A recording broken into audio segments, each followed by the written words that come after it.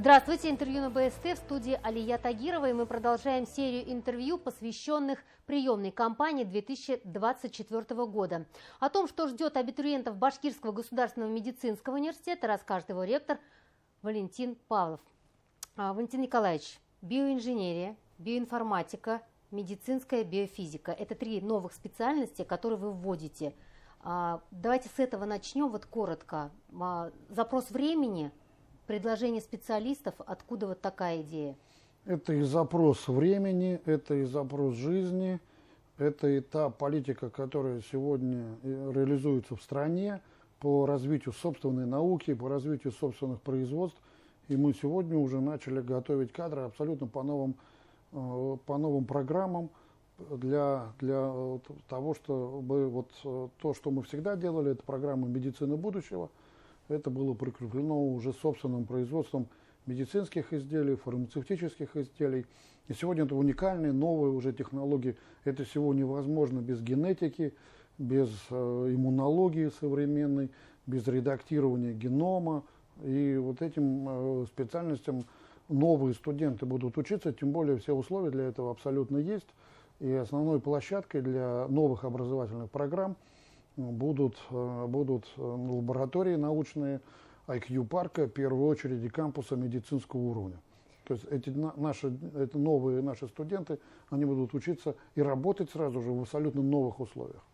Ну, давайте сразу о нововведениях. Я думаю, что их много, но вот самые основные, о которых прямо сейчас важно рассказать абитуриентам. Ну, первое нововведение, это, конечно же, то, что мы говорим о том, что сегодня все больше и больше мы нуждаемся в целевиках, потому что это дети имеют возможность не только поступить и учиться по целевому приему, но и затем они обеспечены рабочим местом. Это сегодня очень актуально, тем более, что стартовала программа поддержки, персональной поддержки тех врачей, молодых врачей, которые будут заканчивать университеты уже сегодня году, в нынешнем году. Они уже получают, те, кто будут работать в малых городах, в центральных районных больницах, они уже получают достаточную зарплату, плюс 50 тысяч рублей к основному окладу.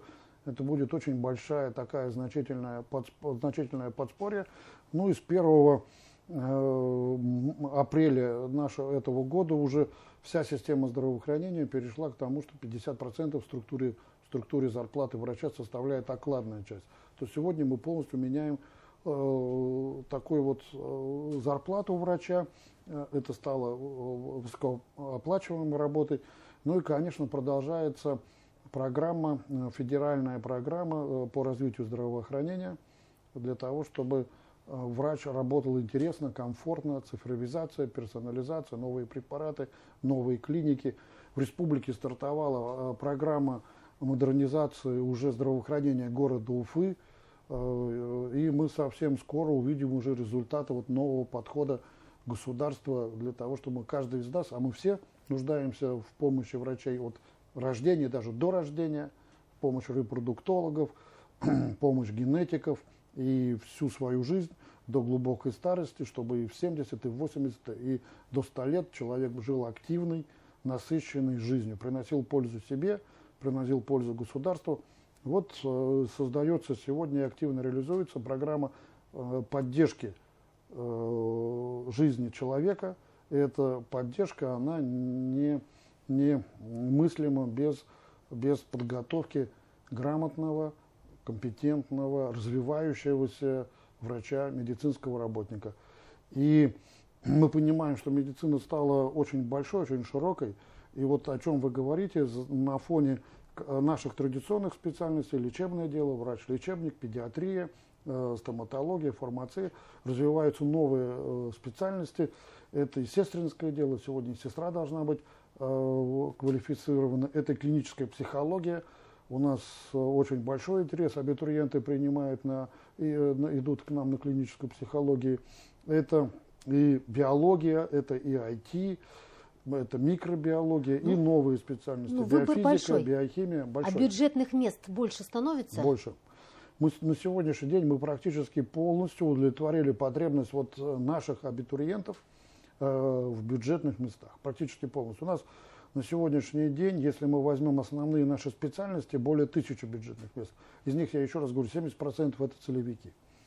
А всего более 2500 сегодня в ВУЗе, более 2500 бюджетных мест.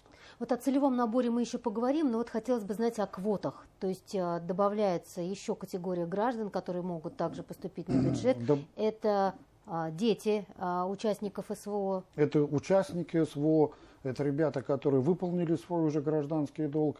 Это до какого возраста это их дети, принимаете? До 33 лет мы принимаем всех наших абитуриентов. Это многие. И более того, мы сейчас много студентов берем из других вузов.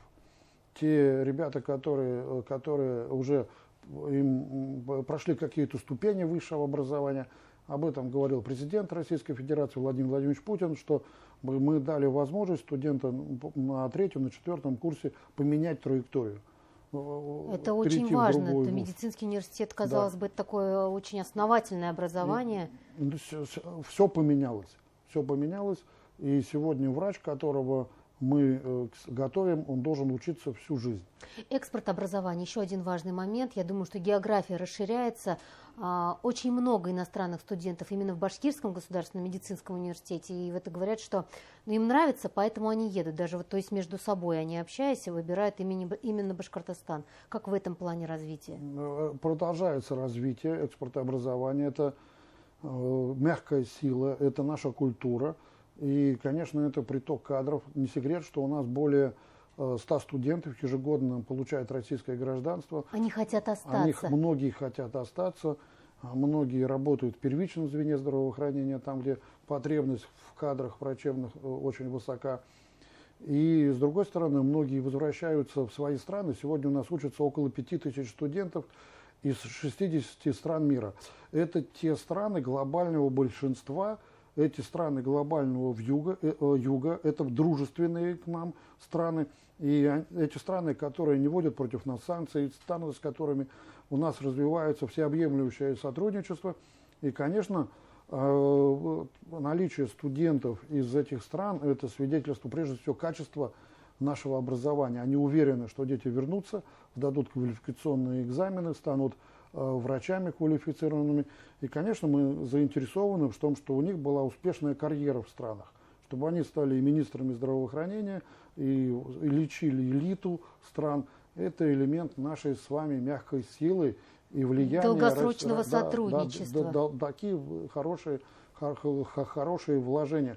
Ну и следующим этапом это приток к нам уже иностранных пациентов, потому что сегодня то, что мы видим, как развивается инфраструктура здравоохранения, конечно, мы заинтересованы, чтобы к нам эти люди приезжали на лечение. Ведь не секрет, что раньше мы говорили, что многие уезжают лечиться от нас и в Германию, и в Израиль, и в другие страны. Но вот сегодня мы уже имеем по очень многим позициям уровень нашего республиканского здравоохранения такой, что люди готовы приезжать к нам. И сегодня студент, который у нас учится, он завтра будет посылать к нам на лечение пациентов. Экспорт образования, он сменится экспортом здравоохранения. Валентин Николаевич, не секрет, что многие, мечтая о профессии врача, может быть, недопонимают или не готовы к тому, чтобы при виде крови кто-то падает в обморок. Вот какую рекомендацию даете, чтобы это действительно очень важный шаг пойти в медицину? Это долго учиться, это большая ответственность. Вот очень хороший вопрос. Мы не просто рекомендацию даем, мы создаем систему профориентации наших школьников. Вот недавно совсем был совет по образованию, Ради Фаридович Хабиров его проводил в Стерлитамаке, и мы это обсуждали о ранней профориентации, начиная с 5-6 класса. И вот наш будущий студент, он сегодня выпускник медицинского класса или предуниверсарий университета. Он уже член нашей большой волонтерской команды, он уже был в больнице, он уже был на практике, он уже посетил университет, и тогда он раньше вовлечен в нашу профессиональную среду. Он становится нашим студентом задолго до того, как переступит порог вуза. Это система предуниверсариев, система малых профориентационных классов в малых школах, где всего один класс, мы делаем систему электронного образования, и наши школьники имеют возможность через интернет уже общаться с нашими профессорами, онлайн-лекции посещать, а больница всегда или фельдшерский, акушерский пункт всегда есть. Это волонтерский центр, это медицинский класс, и потом это обязательно целевик.